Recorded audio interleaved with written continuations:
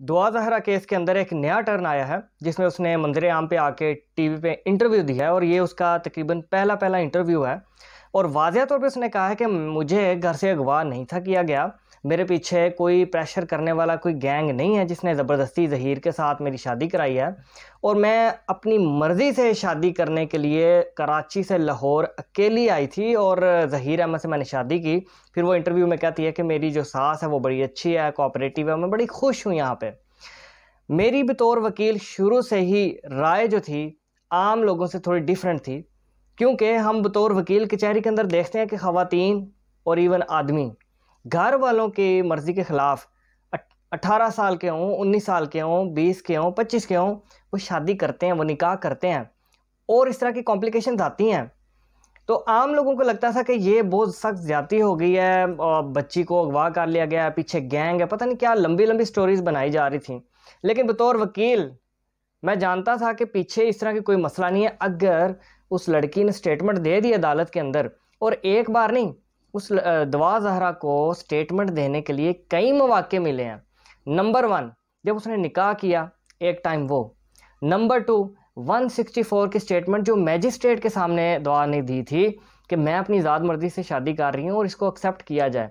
उसके बाद Lahore high court में 491 की पिटीशन, उधर भी उसने अपनी स्टेटमेंट दी कि मैं अपनी मर्ज़ी से ही ज़हीर अहमद के साथ रह रही हूँ, मुझे अगवा नहीं किया गया। और उसके बाद सिंध हाई कोर्ट ने भी जब उसको तलब किया 491 के तहत, तो उधर भी दुआ ज़हरा ने कहा कि मैं अपनी मर्ज़ी से ही रह रही हूँ। पेरेंट्स का मौक़िफ़ ये था कि जनाब ये अब कहने लगी थी उसको कि स्टेटमेंट दोबारा नहीं देने की, अब वो चाह रही थी स्टेटमेंट देना, ये कोई मजाक नहीं है। कोर्ट के अंदर जब स्टेटमेंट दी जाती है ना तो प्रॉपर एक डेकोरम के ज़रिए होती है, पुलिस की नफरी होती है और जो सो कॉल्ड मगविया होती है, विक्टिम होती है, जैसे कि इस केस के अंदर दुआ ज़हरा है, उसको दोनों फ्रीकैन से दूर रखा जाता है बेसिकली, ताकि दोनों पार्टीज़ में से कोई उसको प्रेशराइज़ ना करे। ना ज़हीर अहमद की पार्टी जो है उसको प्रेशराइज़ करे कि हमारी मुताबिक स्टेटमेंट दो, ना ही उसको पेरेंट्स के करीब होने दिया जाता है अमूमन कि वो प्रेशराइज़ करें, क्योंकि यहाँ पे एट स्टेक लगी होती है लाइफ, जिसके ऊपर पर्चा किया गया होता है। और पर्चा हुआ हुआ इस टाइम पे ज़हीर अहमद की फैमिली पे कि उन्होंने अगवा किया। मैं अभी भी समझता हूँ कि सिंध हाई कोर्ट ने जो इनको 5 मिनट की मुलाकात के लिए टाइम दिया था वो अगेंस्ट द लॉ था। लॉ के अंदर ये नहीं लिखा हुआ, ये सिंपथी उन्होंने की थी, इनके साथ हमदर्दी करते हुए 5 मिनट या 10 मिनट का ये कहते हैं ना टाइम हमें मुलाकात थोड़ी करने दी थी, ये इनके साथ बहुत सिंपथी की गई है। लॉ के अंदर यह है कि उसको अकेले न्यूट्रल होकर स्टेटमेंट देने का मौका दिया जाना चाहिए ताकि वो दोनों साइड से अफेक्ट ना हो, दोनों का काम खराब ना करे। तो ये जो थोड़ी मुलाकात दी गई ये सिंपथी थी from the side of the court. Law नहीं कहता कि माँ बाप जाके 491 के तहत जब उसको बाद ही आप कराया जाए वहाँ पे मुलाकात करें। खैर वहाँ पे पेरेंट्स का कहना यह था कि जी बेटी स्टेटमेंट देना चाहती थी, जज ने ज़्यादती की। फिर ये जज के पास इनका वकील दौड़ा, माँ बाप भी दौड़े, जज ने कहा स्टेटमेंट एक ही दफ़ा होती है, अब आप जाएँ। उसमें आके इन्होंने मीडिया के ऊपर काफ़ी बुरा भला भी कहा कि कोर्ट ने हमारे साथ ज़्यादती की है। फिर उन्होंने कराची प्रेस क्लब में अंदर आके जुलूस भी निकाला वगैरह वगैरह। मेरी राय शुरू से इनसे मुख्तलिफ रही है। अगर उसने स्टेटमेंट दे दिया ज़हीर अहमद के हक में दुआ ज़हरा ने, तो दुनिया की कोई ताकत इनको अलग नहीं कर सकती। नंबर 1 लीगली रजिस्टर्ड निकाह उन्होंने किया, कोई गलत नहीं किया, that was according to the law. Secondly statement courts के अंदर दी 12। नंबर 3 उसने कोई अपना जेस्चर ऐसा शो नहीं किया दुआ ने जिससे जाहिर हो कि वो अगवा हुई है, वो बिल्कुल ठीक ठाक है।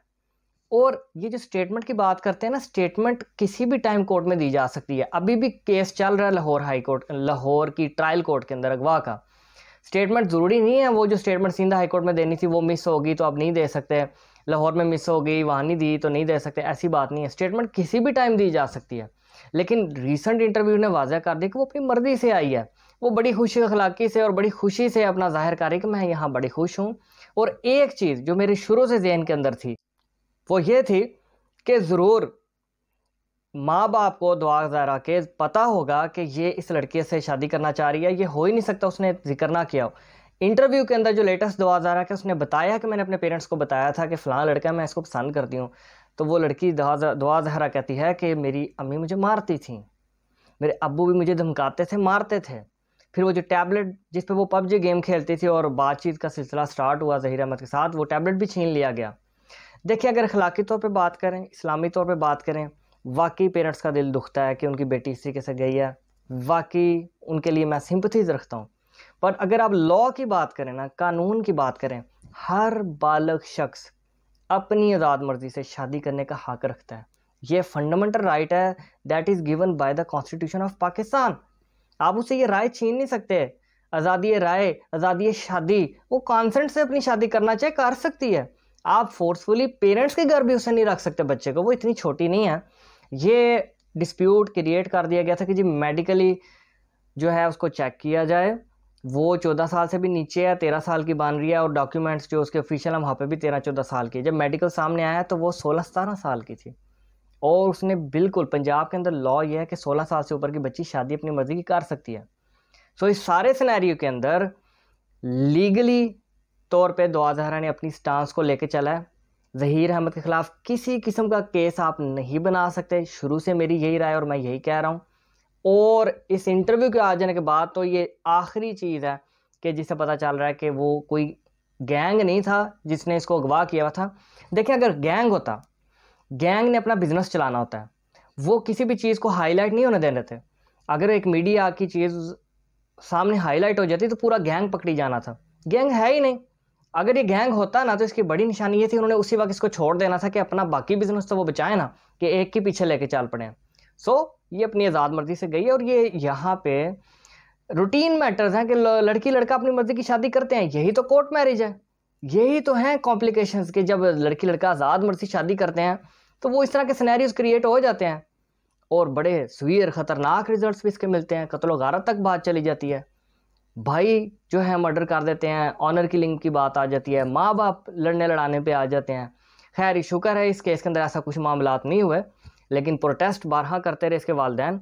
अब जो लास्ट थिंग उसने बात की है दुआ ज़हरा ने, उसने कहा कि मुझे खुले दिल से अपना लें, दिल बड़ा करें, मैं अभी भी अपने माँ बाप को मिलना चाहती हूँ, तो मेरे लिए अपने दिल साफ़ कर दें।